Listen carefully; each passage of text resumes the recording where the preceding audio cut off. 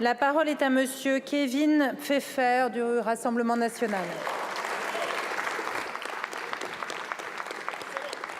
Merci Madame la Présidente. Monsieur le ministre des Comptes publics, quand vous avez votre taxe foncière qui augmente, ce n'est pas le gouvernement, c'est votre commune qui le décide et c'est un scandale. Ces mots d'un culot monstre, vous les avez reconnus, ce sont ceux du président Macron. Un culot monstre au service du mensonge. Car la hausse de la taxe foncière est bel et bien due au gouvernement dans les 30 000 communes qui n'ont pas touché à leur taux. Cette hausse de 7,1%, jamais vue depuis près de 40 ans, est due au choix de ce gouvernement d'indexer les valeurs locatives sur l'inflation. Mesure prise dès votre arrivée au pouvoir en 2017. Et monsieur Cazenave, vous nous avez prévenu il y a quelques jours, ça sera à nouveau plus 5% pour les propriétaires en 2024. Au final, en 3 ans seulement, les taxes foncières augmenteront de plus de 16%. Alors bien sûr, à cette spoliation s'ajoute l'augmentation des taux par certaines communes. D'ailleurs, si on pensait que la guerre fiscale à la France des 34 millions de propriétaires était réservée à la gauche, pas de jaloux quand il faut les faire passer à la caisse. Paris, plus 52%, socialiste. Meudon, plus 43%, UDI. Grenoble, plus 24%, Vert. Bobigny, plus 24%, PCF. Troyes, Metz, Courbevoie, plus 20%, LR.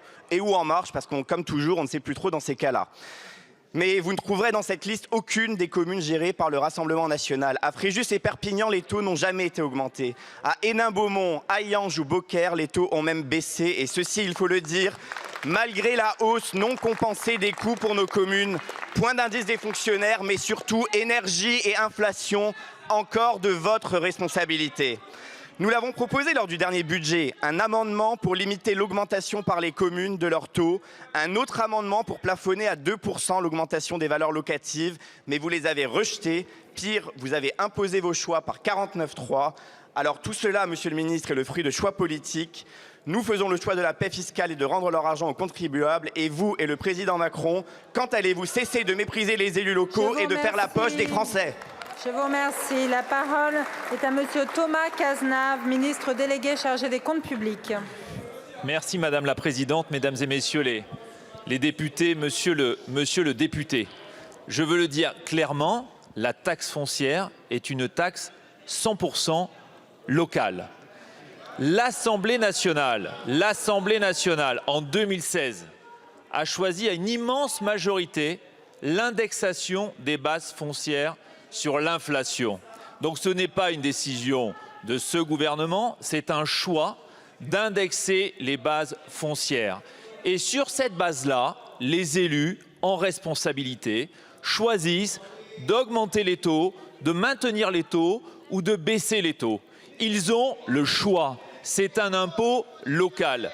Et en aucune manière, c'est l'occasion de vous dire que vous ne pouvez pas expliquer la hausse de la taxe foncière par la suppression de la taxe d'habitation qui a été compensée à l'euro près par l'État pour les communes. Et enfin, je tiens à vous dire, monsieur le député, quand vous défendez un amendement qui vise à plafonner l'évolution des bases foncières à 2%, vous privez les collectivités territoriales de 1,9 milliard d'euros.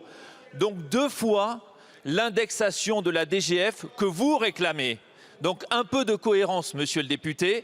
Vous avez l'indexation à géométrie variable. Un jour, vous l'indexez la dotation et le lendemain, vous voulez plafonner la taxe foncière.